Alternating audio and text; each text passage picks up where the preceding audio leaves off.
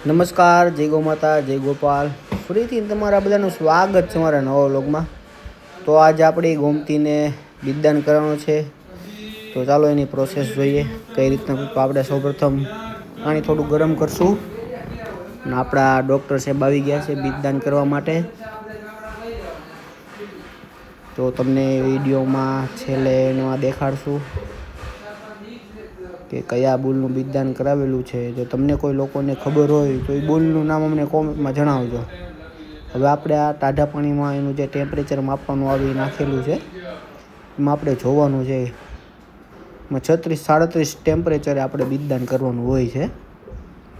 તો એમાં આપણે ગરમ પાણી નાખી જોવી છે. હવે આમાં પણ થોડાક તમને ઝીણી આંખે જોશો એટલે નંબરિયા દેખાશે કે કેટલા ટેમ્પરેચરે આવી ગયું છે. તમે જોઈ શકો છો થોડુંક દેખાય છે. આ આવી ગયું છે 36. થોડુંક વાર તમે જોજો તો 37 ઉપર આવી જશે.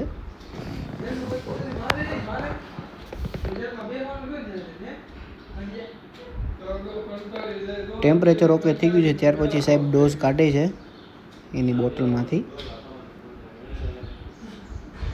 તમે જોઈ શકો તો સાહેબે ડોઝ એમાં નાખી દીધો છે. ટેમ્પરેચર ઓકે થઈ ગયું છે. તો હવે ગોમતીને આપણે બાંધશું. ગોમતીને બાંધીને વ્યવસ્થિત સાહેબ એને બિદદાન કરશે.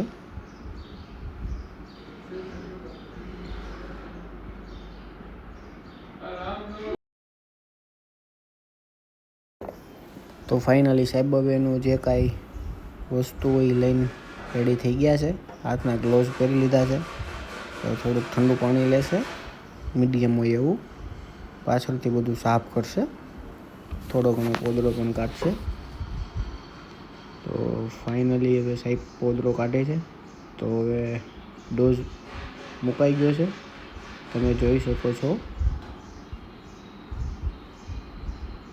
તો સાહેબે ઓલરેડી બિદદાન કરી દીધું છે. તો આપણે આગળના ફિટ 29 દિવસે જોશું આપણે ગોમતી ગાભણ છે કે ખાલી. જેની પ્રેગ્નન્સી કિટ આવે છે એનાથી આપણે ચેક કરશું. અને આ બુલનો આપણે ડોઝ મુકાવેલો છે. જો કોઈને નામ ખ્યાલ હોય તો કોમેન્ટ કરજો.